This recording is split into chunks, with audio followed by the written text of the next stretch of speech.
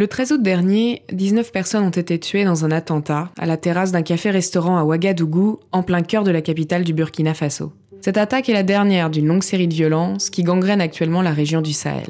2 mois auparavant, à Bamako, la capitale du Mali, 5 personnes ont été tuées lors de l'attaque d'un campement touristique par un groupe lié à Al-Qaïda. En janvier 2016, une attaque revendiquée par Al-Qaïda au Maghreb islamique, dans un hôtel et un restaurant de Ouagadougou, faisait 30 morts. Tandis qu'en novembre 2015, 20 personnes ont été tuées dans l'attaque de l'hôtel Radisson Blu à Bamako. Alors 4 ans après le lancement d'une intervention militaire française au Mali, pour endiguer la progression des djihadistes, nous avons demandé à Jérôme Pigné, doctorant à l'EHESS et cofondateur du réseau de réflexion stratégique sur la sécurité au Sahel, pourquoi la situation sécuritaire dans la région semble se détériorer depuis 1 an et demi. L'intervention française, d'abord Serval puis Barkhane, avec l'appui d'un certain nombre d'armées de la sous-région et aussi avec l'intervention des Nations Unies, a recomposé un petit peu, si vous voulez, le paysage sécuritaire. Et donc le centre névralgique qui était plus sur ce qu'on appelle le septentrion malien a un petit peu été déplacé notamment vers la région du centre Mali, vers la région de Mopti, et sur l'espace que l'on appelle plus vulgairement la zone des 3 frontières, c'est-à-dire la région du Liptako-Gourma, qui comprend un espace malien, nigérien et burkinabé. Donc depuis 1 an et demi, l'intensification des zones de fragilité au Sahel se situe plus précisément sur cet espace des 3 frontières.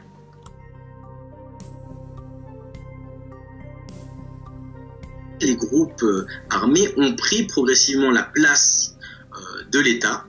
Et au centre Mali, aujourd'hui, ce centre névralgique qui inquiète toute cette zone du Liptako-Gourma et des 3 frontières, c'était un terreau relativement fragilisé de manière structurelle, où il y a des conflits voire intra-communautaires, notamment entre les agriculteurs et les éleveurs. Et ce sont des problèmes qui existaient déjà il y a plusieurs décennies et qui refont surface et qui font le lit aujourd'hui justement de ces groupes armés qui peuvent venir parfois arbitrer, qui peuvent venir parfois apporter des solutions à court terme. Et donc si l'État, avec le rôle notamment des partenaires, ne reprend pas sa place et sa légitimité dans toutes ces zones, souvent très loin géographiquement, très éloignées des capitales, il y aura toujours un terreau fertile pour que ces groupes prospèrent.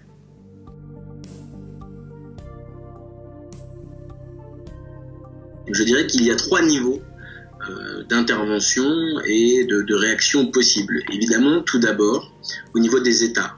On parle beaucoup des carences de cette gouvernance des États et de ce manque de légitimité au niveau national, mais surtout dans sa capacité à s'adapter, à se décentraliser dans les zones un peu de recul.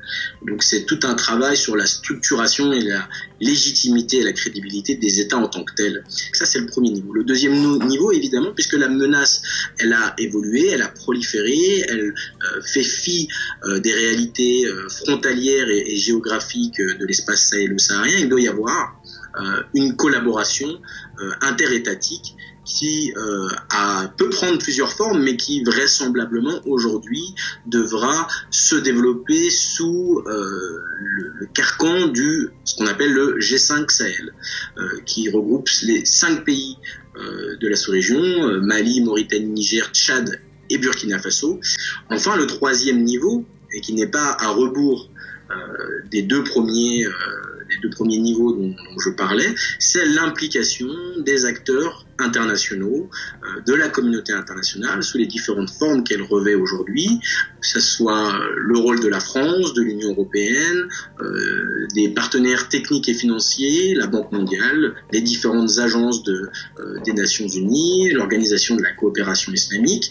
Donc le rôle de ce 3e niveau, c'est d'accompagner les acteurs locaux, les acteurs nationaux, à travailler, à structurer leurs activités au niveau national et au niveau régional. Et ce doit être un accompagnement en fonction des réalités socio-économiques et politiques locales et régionales, plus qu'en fonction de schémas politiques, institutionnalisées ou bureaucratiques liées au rôle de l'Union européenne, de la France ou autre. Et donc ce doit être un accompagnement et non pas une redéfinition des règles ou des réalités en fonction justement de ces acteurs extérieurs. Et donc c'est une imbrication, c'est-à-dire que le réel enjeu, c'est une imbrication de ces trois niveaux en fonction des réalités locales vécues, perçues en priorité par les populations.